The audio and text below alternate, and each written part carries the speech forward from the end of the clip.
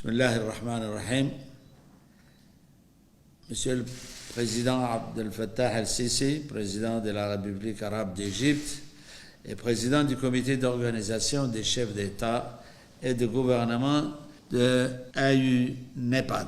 Excellence, Monsieur Mohamed Ould Cheikh al-Ghazouani, président de la République islamique de Mauritanie et président en exercice de l'Union africaine.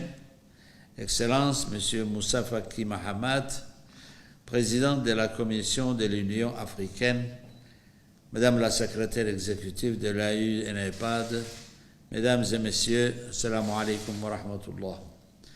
C'est avec joie que je prends part à cette 42e réunion du comité d'orientation des chefs d'État et de gouvernement de l'AU-NEPAD, pionnier d'une vision commune pour le développement durable et inclusif de notre continent.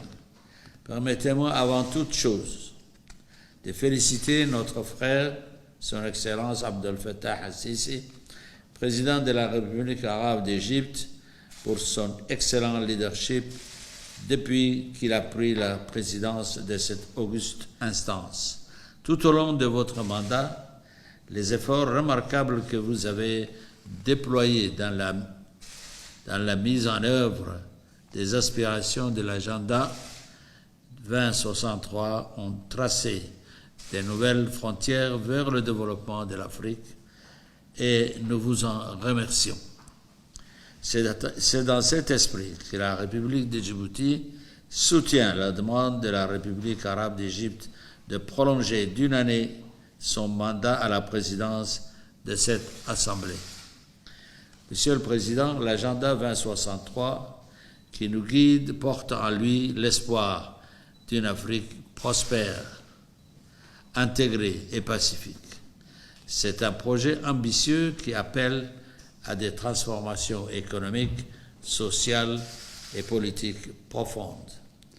Pour réaliser cette ambition, nous avons entrepris des réformes structurelles profondes. Cependant, nous continuons à faire face à des challenges considérables. En effet, les défis politico-sécuritaires, les conflits, l'instabilité économique, les catastrophes naturelles nous empêchent d'avancer au rythme voulu et d'atteindre nos objectifs. Ces défis, Monsieur le Président, exigent de nous une coopération renouvelée et des réponses adaptées. C'est tout le sens de la réunion de notre comité aujourd'hui, où nous avons l'opportunité d'évaluer nos progrès et de redynamiser notre engagement envers l'AU-NEPAD. Il est en effet impératif d'examiner les modalités qui pourront nous permettre de renforcer la mise en œuvre de nos projets prioritaires. Cela passe par une rationalisation de nos efforts, une meilleure coordination des initiatives régionales et un dialogue actif avec toutes les parties prenantes. Il est tout aussi crucial d'engager des partenariats stratégiques, tant au niveau continental qu'international. Dans ce cadre, nous devons veiller à conserver le contrôle du programme de développement de nos pays, car nous avons l'avantage unique de comprendre pleinement nos besoins et les priorités de nos populations. Il est clair aussi que notre capacité à attirer des investissements significatifs dépend également de notre aptitude à créer des environnements favorables au développement des affaires et à l'innovation. Enfin, pour conclure, Monsieur le Président, permettez à ma délégation d'articuler quelques axes de réflexion afin d'améliorer le processus d'exécution de nos projets et de nos programmes, à savoir 1. Renforcer les capacités des CER et des États membres, consolider leurs acquis en matière de données et de statistiques en vue de coordonner et d'assurer le suivi ainsi que l'exécution du deuxième plan décennal de la mise en œuvre de l'agenda 2063.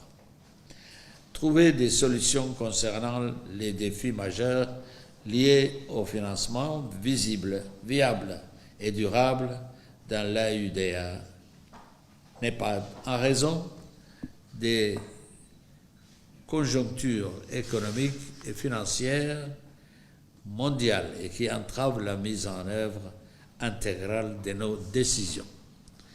3. La nécessité pour les États membres d'accroître leur contribution financière aux efforts de développement sur le continent, notamment par un soutien financier à l'agence de l'AUDA NEPAD.